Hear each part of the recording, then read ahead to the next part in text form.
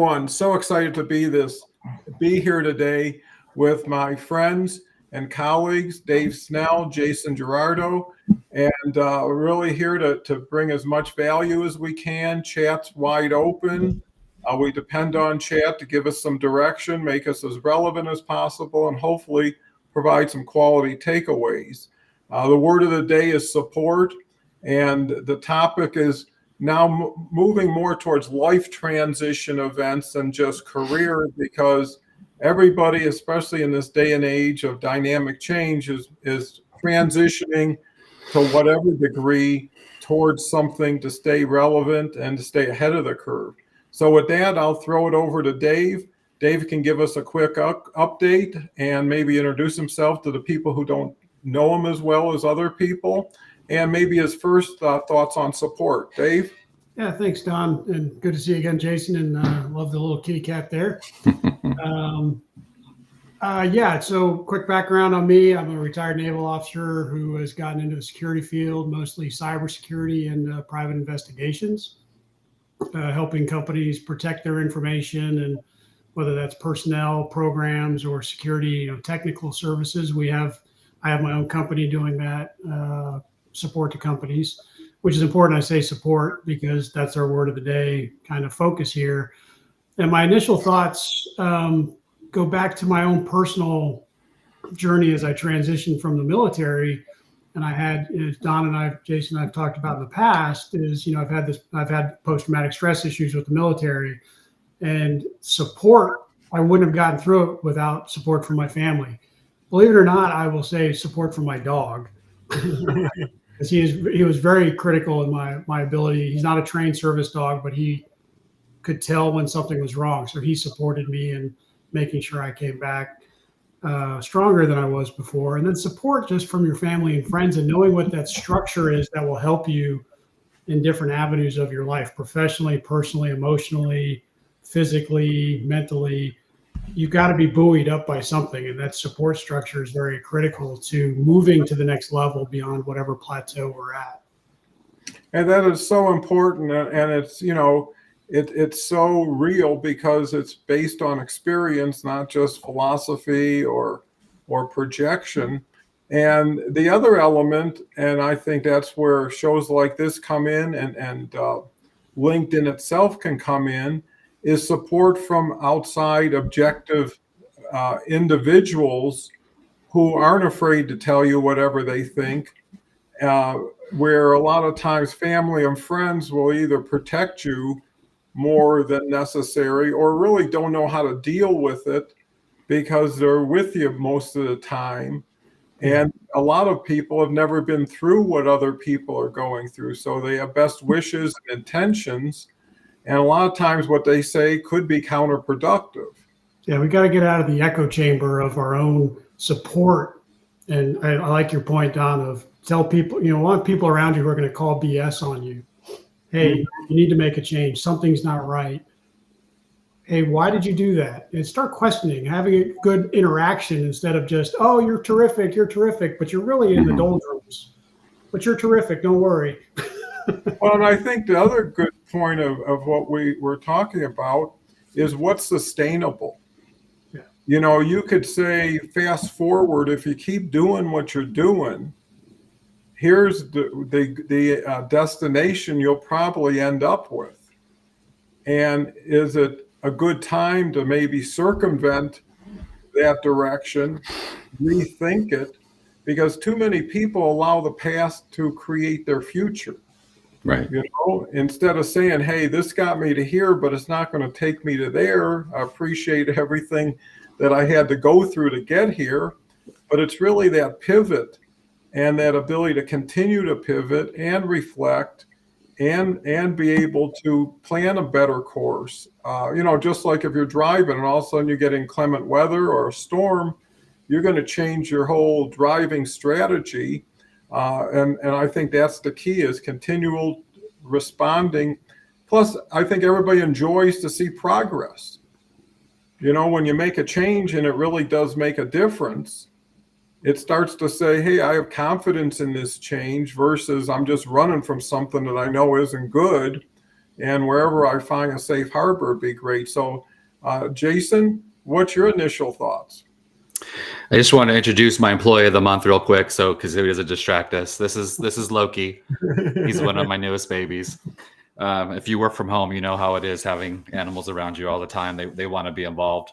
But in all seriousness, so I'm Jason Jurado. My company is One Path Coaching. I help people kind of find their purpose and live it to justify me, not for the context of this conversation today. But, Don, you were mentioning about driving. We're talking about support today. You're talking about driving and hitting inclement weather. If you've ever been driving and you have your passenger with you and something goes wrong, you don't know where you're going, or you lose direction, or there's a detour or something, having that person in the passenger seat that's got that GPS that can actually say, oh, hold on, let me look up. Let me see what's going on. Let me give you some support and direction, because you're focused on driving. You've got enough going on. You say you're busy in traffic, and now it's starting to rain, and there's a lot of things just in life. Rain shows up in your lives and things happen. But to have that person in that passenger seat that can say, hold on, let me take a look, instead of you trying to go, wait a minute, let me think about what I know, what's going on, or God forbid you try to activate your GPS, and that's not very safe.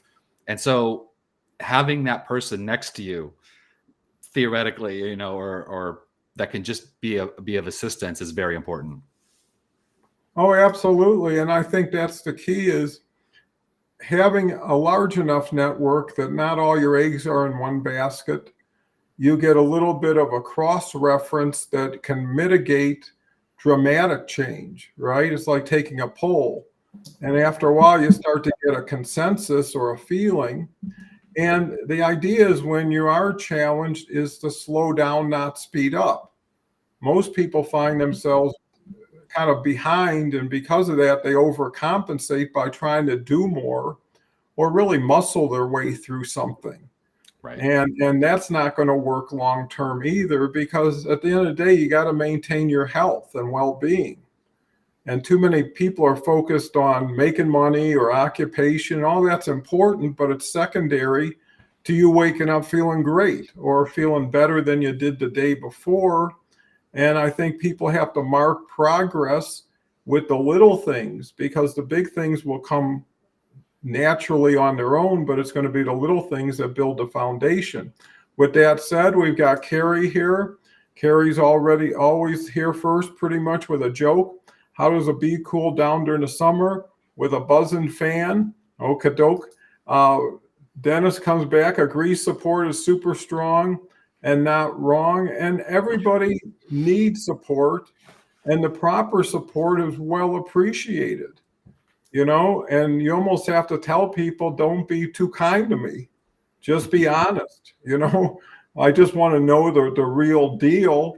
And then you're in a position to make a decision. So just because someone says something doesn't mean you have to do it or believe it, but it will give you a little bit of seasoning to say, well, I'm going to keep that in the back of my head. If I keep getting that response, maybe to Jason's point, that's the way I should go, because, it's one step at a time. It's right or left, and you can continue to make those different steps. But I think the big belief is hope. That even if you don't know something is coming, believe that it can. Yeah. Right. So, Dave, what's your thoughts on that?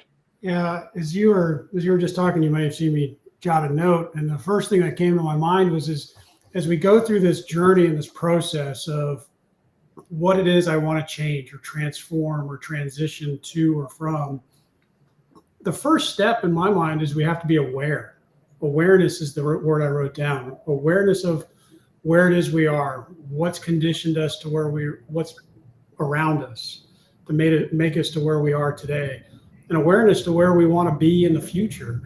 Because if you don't have a starting point and know what your where you are and where you want to go to, what you want to have a difference in your life, the transition is irrelevant. It's not going to happen, because you're just going to be spinning your wheels. So starting with a good understanding of why you're unhappy, or what's making you unhappy, what's making you happy as well. You got to look at both. Your career, your family, your network, as we've mentioned a couple of times. Who is it I surround myself with? Because what I think it was there's a Greek philosopher, we are the product of who we surround ourselves with, essentially what he said. And then shedding the ones that don't work for us. It's not losing somebody, it's gaining something for yourself by shedding. Because who is still friends with and really truly friends with someone they went to elementary school with or high school with? They don't see, unless you live in your hometown and you deal with them every day. People change and they grow beyond the connections they had. So the network, it's not that you lost them, you still have the relationship with them and the history with them, but they're not driving your day-to-day actions and your day-to-day perspectives. So having an understanding and an awareness of what it is and who it is around you will help you get from where you are to where you want to be. Yeah, I think that's key. And you don't have to be absolute about anything, like you say. You don't have to say all or nothing. You can just say, I've got an imbalance where I got way too much of this going for me and not enough of that.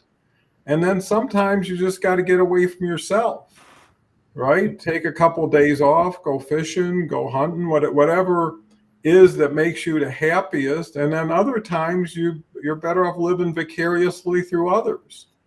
Right? It's easier to go to your son's game and get into it and be part of the living. Yep. Because too many people got that loop and it just doesn't let them escape from it. I'm not good enough. I'm embarrassed. I'm ashamed, whatever it is, but you're the one talking to yourself. And at a certain point, it's like having a bad dream and you wake up and you think about it. It's like none of that could have ever happened. Right? Because it was just so weird. But while it was happening, it was real to you. Sometimes your life gets too much for you. And slowing down is a better approach than speeding up or digging in. And, at the end of the day, it really is the end of the day. What happened to you? What could you have done better? And doing a little bit of, gratitude and being thankful for the blessings you have, because you don't know how good you have it till you see somebody who has even less. And, you know that no matter who they are, no matter what their persona, they're going through things. No one gets out of here alive and nobody escapes the everyday, whatever it is they're dealing with. So it is a little bit of being your own best fan, but also not being delusional and saying, hey, that ain't ever going to happen. I think Jason's a little frozen, so let me get to some LinkedIn comments. Carrie says, hello, Dennis. Well, it's great to have friends within friends. Agree, teamwork still works. Carrie says, yes, the best support is wonderful. Sometimes all you need is a good friend for a little bit. Somebody who could just say, snap out of it, or hey, you're so much better and you're giving yourself credit for it and being sincere about it. Dennis comes back with, the real deal this morning is breakfast meal with my neighbors. We'll have to leave soon for sure. Friends and neighbors are some of the easiest to be with because you're comfortable just eating breakfast with someone. It's not a high stress activity. So Jason, yes, Jason, what's your new thoughts? Something that came up for me as we were talking about this, and I apologize, I'm having issues with my internet this morning for some reason. It's maybe my wife's in a meeting or something, but is the term ego. We're talking about, asking, having help and having support. And sometimes ego gets in the way because, now it's your life, it's your business, it's your career, or it's whatever it is we're talking about and transitioning and going on. It is you, and ultimately you have that final say. You have to sign off that final check, right? But sometimes we get so ingrained on wanting to just be right, and that's ego. That's ego showing up, saying, "No, you know better than these people." But you have to stop and ask yourself, "Am I getting the results that I want?" And if you are, then you know what? Then maybe their advice isn't, or their input's not as valid because you're getting the results you want. However, if you're not getting the results you want, it's time to listen and say, you know what? I need help, and be open to what shows up. And then to say, thank you for that. and then make an informed decision from that as well. Yeah, those are quality points. I hope everybody's taken some notes today. The other thing too is you realize yesterday I felt like $1,000,000 and today I can hardly get out of bed, right? How did the world change on me so quick? And a lot of times, what do you do to get going every day? How do you set up your day? And I know if I don't do my couple miles within like 10 minutes of waking up, I'm not the same person. And I'll even make adjustments so I can get my exercise in because I know everybody else is going to get less of what I could be if I don't eat a good breakfast, if I don't exercise, if I don't do a little bit of reflection or meditation or gratitude. And, you know, it's like anything else is preparing, right? If you're a high performance athlete, you're spending so much time practicing, watching film, you know, looking for that little competitive edge. And I think the other aspect is not compete with anybody. It takes everybody down. Right. You know, someone has more than I have. Well, good for them. Not bad for me. Yeah. Because what if I have more than everybody else? Would you like everybody else to want me to come down to their level or make them feel bad that you're not up to my level? Because nobody knows what someone has to go through to get to where they have been, what the sacrifices they had to make, what kind of effort, what kind of training they had to go through, and really finding collaboration and cooperation versus competition and giving people credit. Like, boy, I am so impressed with how you do that. I'd love for you to share with me when you have an opportunity, because then you honor people. And most people don't get honored. Most people get criticism, especially in this world of social media where everybody's looking for red meat all the time and doesn't even know why or what, but they're ready to engage that way. And I think that's really the new default position, is taking the other route, being the person who practices civility, respect, honor, because it's so lacking. And because people are in such a rush, they don't have time to understand. All they see is headlines. All they see is, you know, points that people make. And I think that's an opportunity to go the other way and to distinguish yourself and differentiate yourself, because at the end of the day, it's trust. And if you don't have trust, you can't have good communication. And without communication, you can't have a good relationship. So developing that trust and showing you're trustworthy. You know, when you say, hey, tell me in confidence, and it'll stay in confidence. Well, that's important to most people because most people will say it and not mean it or forget about it.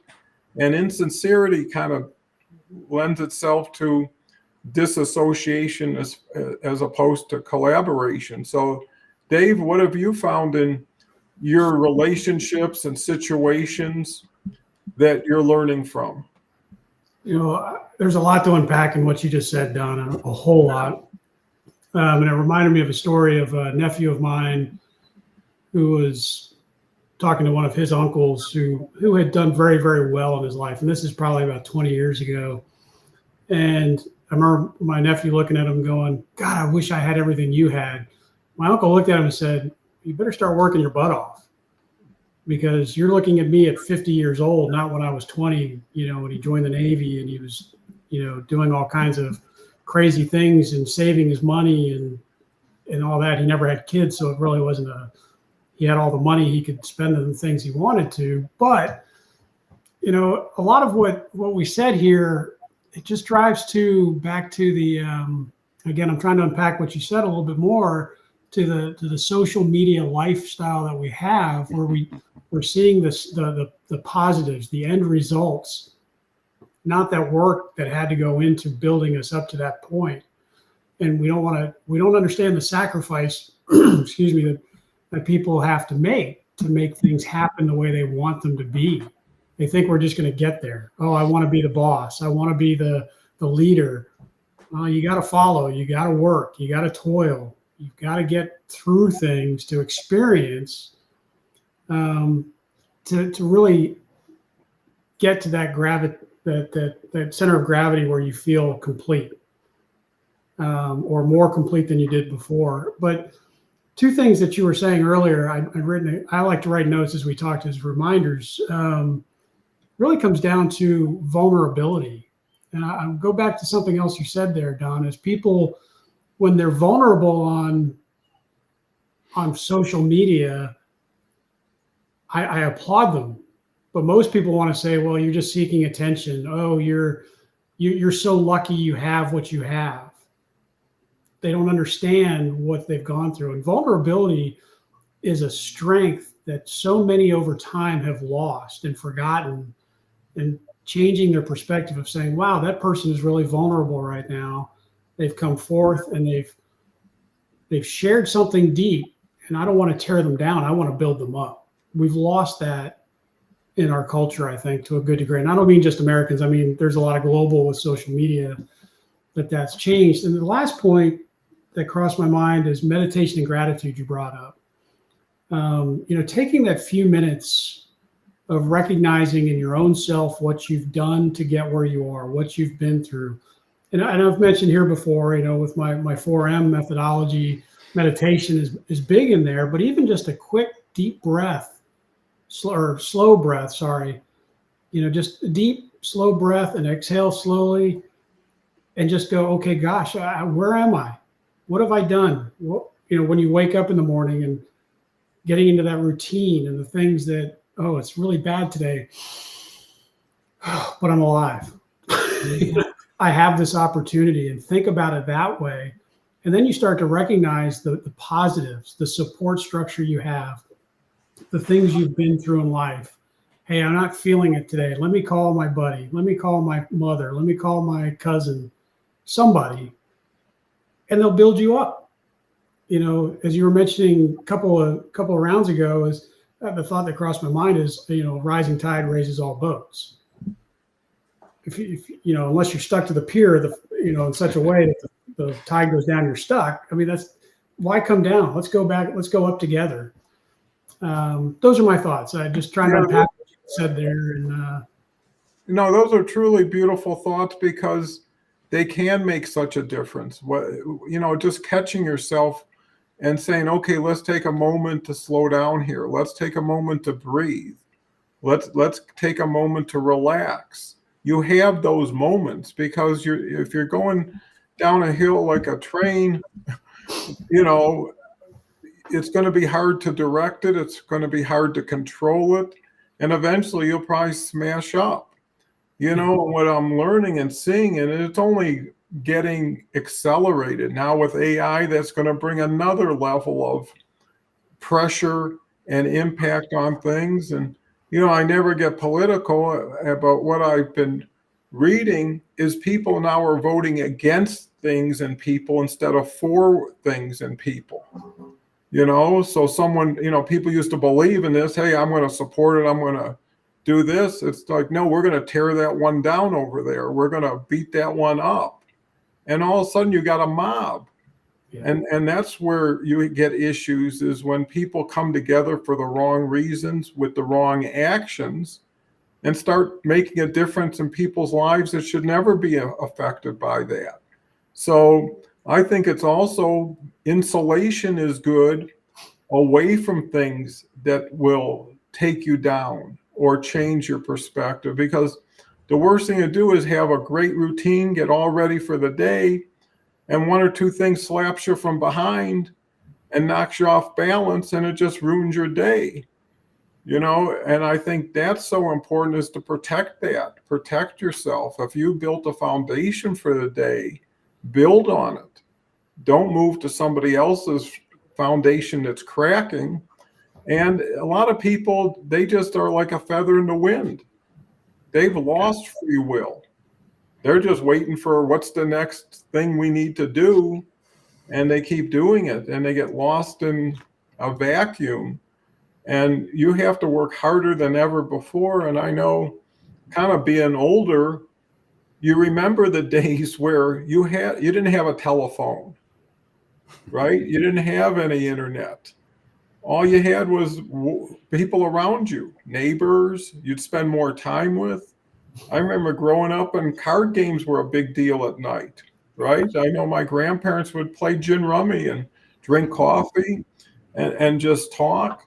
And people would get together as a family around one TV set, watching one show. And even it brings back even last night, you know, me and my wife been married now 46, 47 years. And it's because everybody is trying to keep everybody closer in a positive way. So we'll watch a movie or two a week. And every movie is really what my wife is into, right? Because she won't watch violent movies and she won't watch scary movies. So they're either rom-coms or something. But to me, it's important that someone says, hey, you know, you chose a movie we can both watch in most cases, a movie I know you're going to like, and that will continue not so much the movie, but the experience of doing something and being together for a couple hours without the telephone, without texting, without all that stuff. I mean, and that's really kind of distressing when you're having a nice meal and no one's looking at each other and everybody's looking at their phone or playing their games. And it's like, can't we just take a little bit of time together, get to know each other? And I think that's where in the past, the dinner table was the highlight of the day. As a kid, it's like you could leave anywhere and no one cared as long as you came home for dinner. And usually someone who just came home from work was joining you for dinner, who provided that food. And, you know, there was a lot more respect and honor. So, Jason, what's your thoughts? Some good ones today, some good points today. I want to just kind of back up to go forward. So I love that, you know, Dave talked about being vulnerable. You know, I work in the mental health field. I think, you know, we do, and work in the mental health field, that it's the stigma around that is it's weakness to ask for help. But the key is that it actually takes strength to ask for help. It takes courage to ask for help, to reach out and say, I don't know everything. I can't handle everything. I can't do it all. You know, and just be open and honest. And yeah, it is a catch-22. If you say, hey, I'm doing great, oh, braggart, or oh, I need help, oh, attention seeker. You know, it's that judgment that just floats. There's a very thin line where it's like, how can you appease to everybody? And you can't. And that's my next point, is that you have to be your number one fan. Full stop. You know, stop the presses, they used to say, headline in the newspaper. You have to be your number one fan, no matter what, good, bad, indifferent, and really, and know that you support yourself. We get caught up in, you know, we have the negativity bias because from a million years ago or whatever it was, we were getting chased by stuff. So we always look for what was wrong, and we get stuck in that today. And even in our culture we're in, it's like, look for what's right as well, at least, if not more than. You know, see what's going good in your life and celebrate. Don, you were mentioning that too. You know, you've got to celebrate those victories and really say, hey, you're doing good, you're doing well, and know that, oh, you know what, I can do better. So I'm going to reach out for help. Something that I wrote down too is thinking about genuine relationships. You know, Don, you just were talking about being engaged and having dinner and those one-on-ones. We're talking about support, and it's not support for support's sake. It's not like, well, what can you do for me? It's truly, what can we do for each other? And not even so much that. I mean, true relationships are built over time. You know, I see Kelly just joined us, and, you know, she's a great partner, and she introduced me to some people, and she's been great. And you all have as well, definitely. And it's just been organic. It's been like, we've met, we've got along, we've enjoyed each other's company, we have good conversations, and a byproduct of that relationship is supporting each other. And that's, I think, what we have to look at is, so if you go into it looking for something, that's going to be challenging. But if you go in and looking that connection, I think we all win. Well, I think that's so important what you just said, because asking for help when you need help is a natural thing, right? When you're lost, you take out a map, if there are maps anymore. You know, and I remember navigating through cities with a paper map and drawing a line here and seeing what little street was there and seeing if I missed a turn over there. A lot of times you had a co-pilot on a trip and they would be telling you, hey, here's what you do next. Again, Kelly being here, Kelly is just the best example of a support person, a person that goes out of their way for other people because they genuinely deserve it, right? And what comes organically, what Jason mentioned, and natural is what you want to see. You don't want something for nothing. You don't want charity in most cases, but you want someone who's sincere, someone who's thinking about you when you're not always thinking about you. And I know Kelly's benefited from the group we have. I know Con has offered some referrals. I know Kelly has invited Jason and Dave to, with Jason Wilson. And, you start thinking of people, right? And you start saying, hey, this would be a good thing for that person to know, or this would be a good person for that person to meet. And that's when collaboration really comes in because it's continuous. And the more we get to know each other, the more we get to trust each other, the easier it is to help each other, but also refer people to other people. And I always am happy when I raise my hand and say, I'm lost or I'm stuck.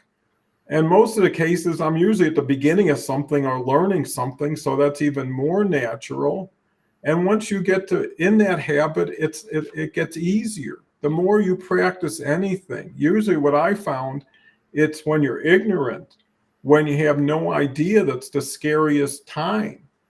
If you've done some of the most challenging things over and over again, you know the lay of the land. You know what you're going to be walking into. You know what the challenges may be, and maybe that keeps you a little bit more alert and aware and protecting yourself.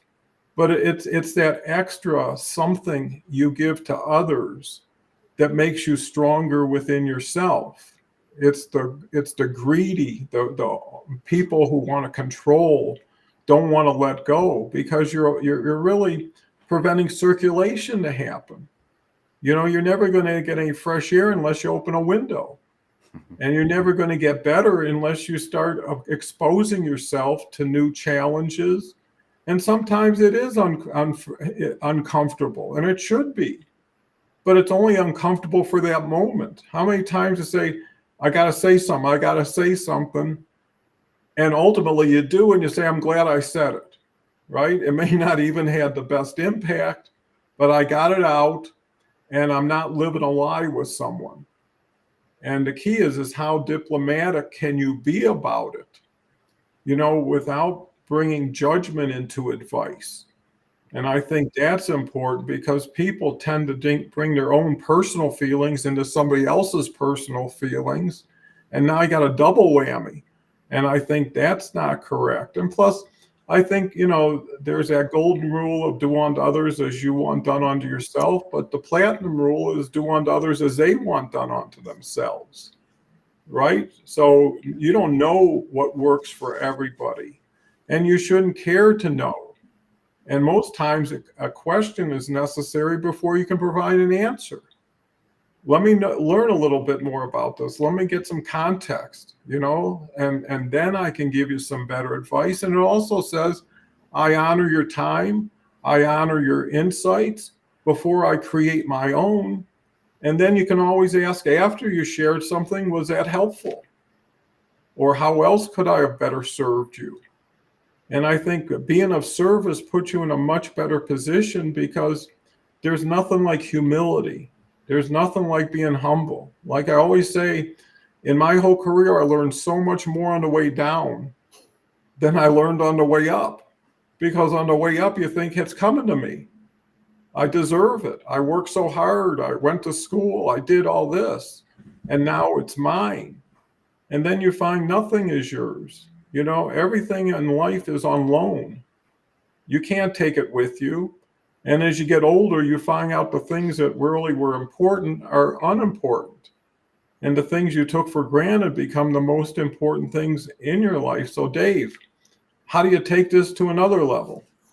Well, as you were just finishing up there, it occurred to me, David Goggins, always pushing to the next level. And and okay, I made it here, but that's not good enough. I want to be to the next level. Okay, I made it here. Well, that's not good enough. You just always have to be hungry.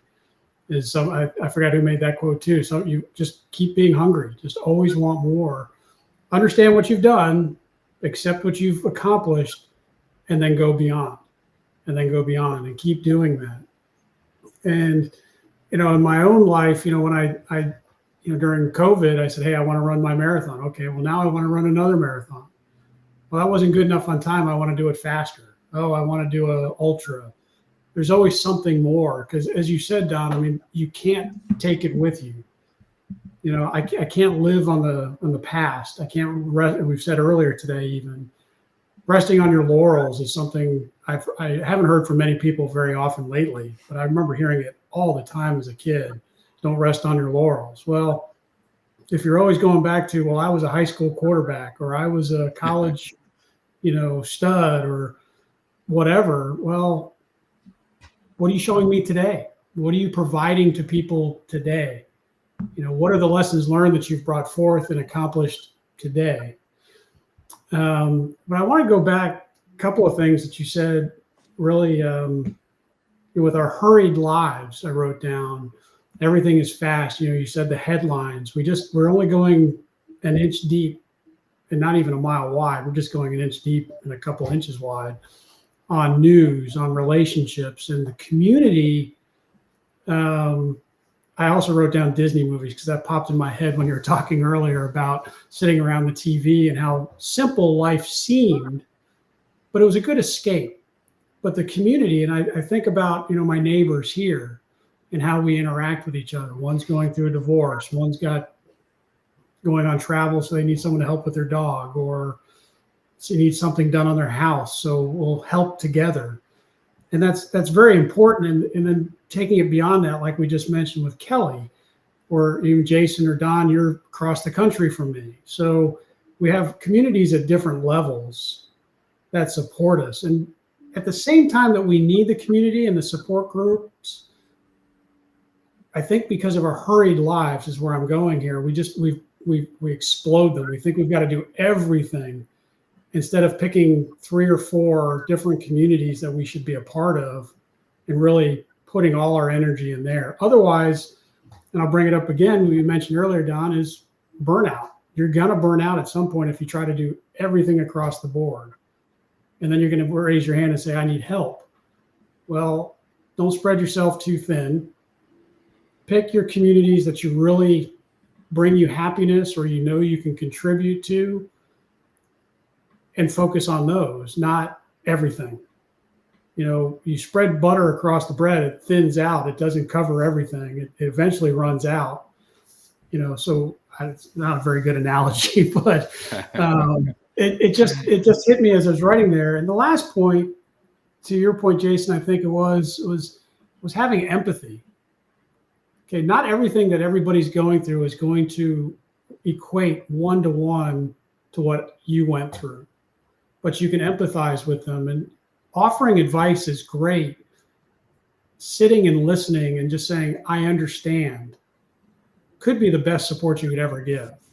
Don't try to, as men, there's always the men want to solve problems. Women are more sympathetic or emotional. Just sitting there and listening and going, I got you. I understand. I don't have anything to add. I'm just going to be here for you. That can be the most impactful for men, women, children around, is just to say, okay, I got you. I'm here. Yeah, that's so valuable. And I think that makes such a great point, is when you're with someone who is having an issue, is in need, is ask them, how do we start?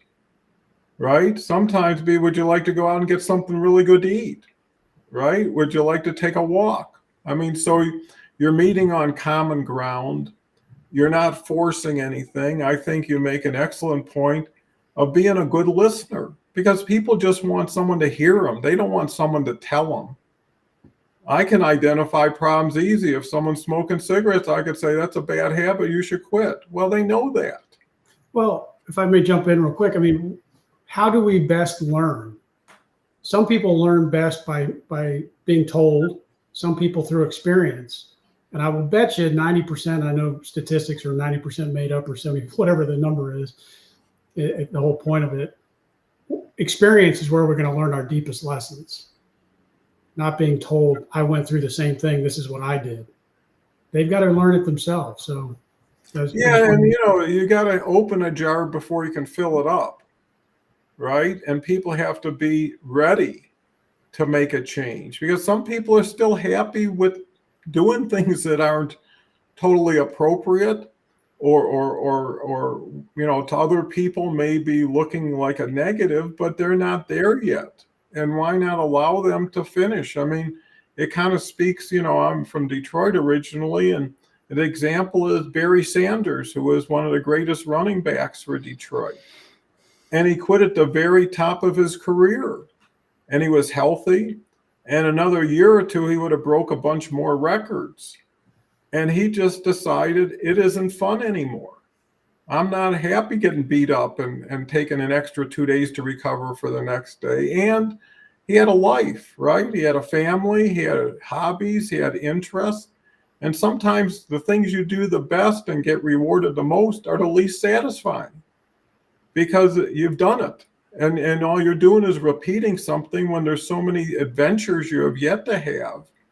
And why gain that resource of wealth and relationship if you can't take advantage of it? What is all the money in the bank doing for you if you never enjoy any of it, if you never spend any of it? So there's a point, Andrew Carnegie came over here in steerage from Ireland and worked as the lowest job in the steel industry and became the richest person in the world. When he passed away, in his desk, he had a note that he wrote when he first started, saying, the first half of my life, I'm going to make a huge fortune. And the second half, I'm going to give it all away. And he did. He created libraries all over the country. And he left hardly anything to anybody in his family. But, I think he had a knowledge up front of purpose, of value. And once you can find people who are givers, and we talk about Bob Berg all the time about go-giving, is if you start out just being a giver and not, what am I going to get?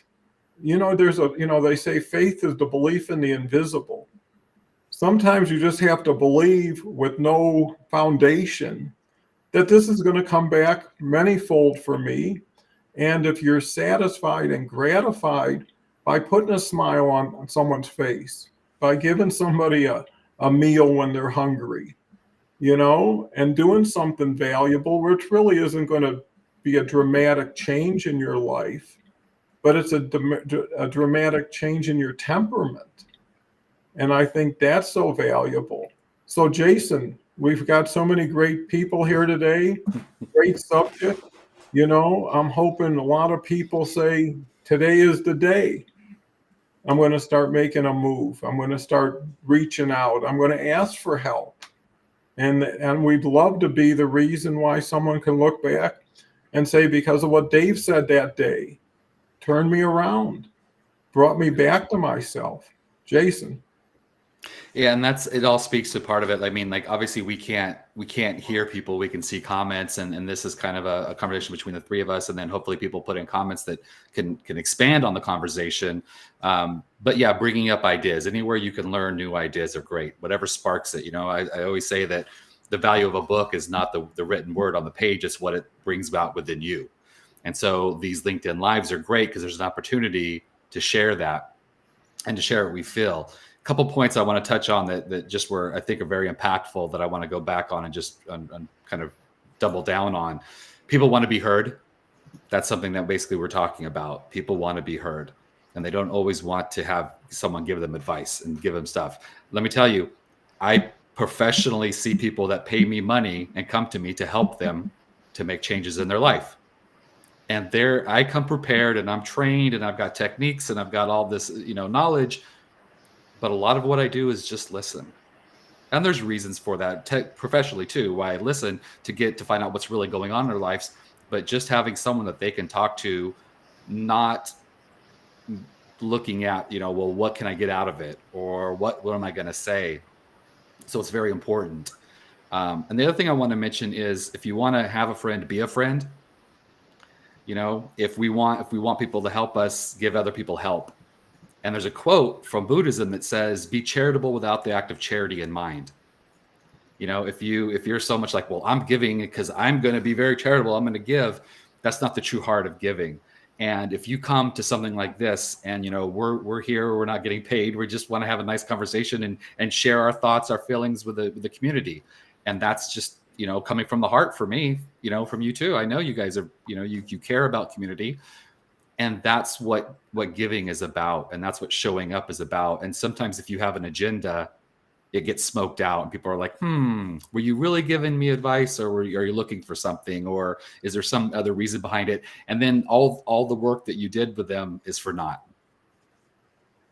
Well, and I think that's so important because people who give anonymously give purely, right? People who give just to get their name on a plaque or on the wall or something are buying a position almost. And it reminds me of a story. I had a gentleman who was active on the show, and he was actually from France, ran a big shipping company around the world.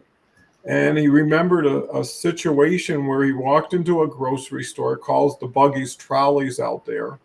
And he went for a trolley, and some man who was a little bit disheveled got really anxious and said, "That's mine, you can't take it," and made a whole stir over it. And there were plenty of buggies out there or trolleys. And he said, I looked at this man and I said, boy, he's having a hard time. And he did what most people wouldn't do. He went up to him and says, "I bet it'd be good to have a hug right now." Right? Most people would run from the person or maybe even get antagonistic, like start defending themselves or telling somebody off. And, you know, he went about his business in the grocery store, and the man found him and went up to him and says, "I'm so sorry, but that hug made all the difference in the world to me. Thank you very much." And, you know, I think a lot of people are in such a offensive position, right? Ready to roll, you know, start up with me and I'll handle it, you know, or get in my way and I'll take care of you, versus going into reverse, you know, which is not natural, because most people see a homeless person or someone's challenged and say, wow, I got to avoid this person. And that person is probably the person who needs somebody to say, you're okay, it'll be all right. And maybe they haven't heard that in so long, and you never know. And what do you got to lose? Again, a minute. You know, you can always go up to somebody and say, you want a hug? And they say, no way. You say, okay, I mean, that's fine. You know, I just wanted to share. By the way, Kelly does a wonderful show with Christy Howard, The Awesome Journey, helps so many people. And you get to hear so many wonderful stories. And Harvey Tuck, you know, I'm so proud of. And, you know, I can honestly say I'm so happy for everybody I'm working with, to be working with them, but also to see their continuing progress. Because it's the little things that people start to see that work for other people that say, hey, they're perfecting this. And not only are they perfecting it, they're willing to share with me. They're willing to tell me how they did it. And I think when you're dealing from abundance instead of scarcity, like if I give something up, I lose something, instead of when I give something up, I gain something. Because in return, like Jason says, to have a good friend, you need to be a good friend. And it's usually the ones who go first. And most people have more than enough. You know, most people, they spend so much time worrying about money that they run out of time before they run out of money. Right? And if they would have focused more on enjoying themselves, enjoying the little things, and keeping things simple. And most people create complicated lives. I had a partner for 12 years who was a billionaire. And he would tell me, you don't know how much responsibility having so much money is. I'm busy with my accountants all the time for tax issues. I'm busy with my lawyers all the time, you know, and it doesn't come easy. And he was the simplest guy in the world. He never wanted to wear a tie. I remember his wife would always say, okay, Frederick, now it's time. and he'd have a tie in his little sport coat, and he put it on just because he had to. But he started from nothing. He started working a lumber yard and grew one of the biggest businesses in the industry by doing simple things. He said, buy low, sell high, have a paid up inventory, don't borrow money, things like this. And, it's because of him and other people like him that allowed me to become who I was. So everybody has to realize you're standing on the shoulders of people to open doors so you could walk through them. And you honor those people by mentioning them and giving them credit. And a person who says, I couldn't have made it on my own is a true, honest person. So, Dave, what's your thoughts? The garbage truck of life comes to mind. And it's the story of a guy sitting in the back of a cab, and the cab gets cut off by a car. And even the guy in the back says, oh my gosh, what the heck? And the cab driver just says, okay, waves at the other car and says, okay. And the passenger says, why didn't you get mad at the guy? He could have killed us. And he goes, I'll bet that guy has more troubles in his life. Me adding on to his dump truck does nothing. Mm-hmm. So why not be nice to him? And that came to my mind when you were mentioning the story about the hug. I think, I know we're getting towards the top of the hour, and support it takes, like Jason said, be a friend to have a friend. Being there for other people, it's knowing yourself and knowing others around you. Being aware. I'll go back to the awareness comment I made earlier. Knowing what's going on around you. I mean, there's times where, I'm hanging out with my neighbor, and I finally looked at him and go, gosh, something's wrong. What is it?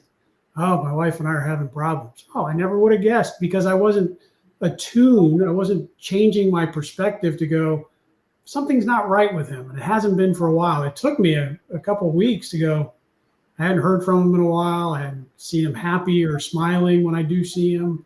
But when I finally attuned myself and became aware, I said, okay, now I'm going to change that rheostat to, hey, let's have a great time, to support, to listen to him. And I will admit I struggle with, vomit of the mouth there of, okay, I'm just going to tell him my experiences. Okay, I've got to stop that.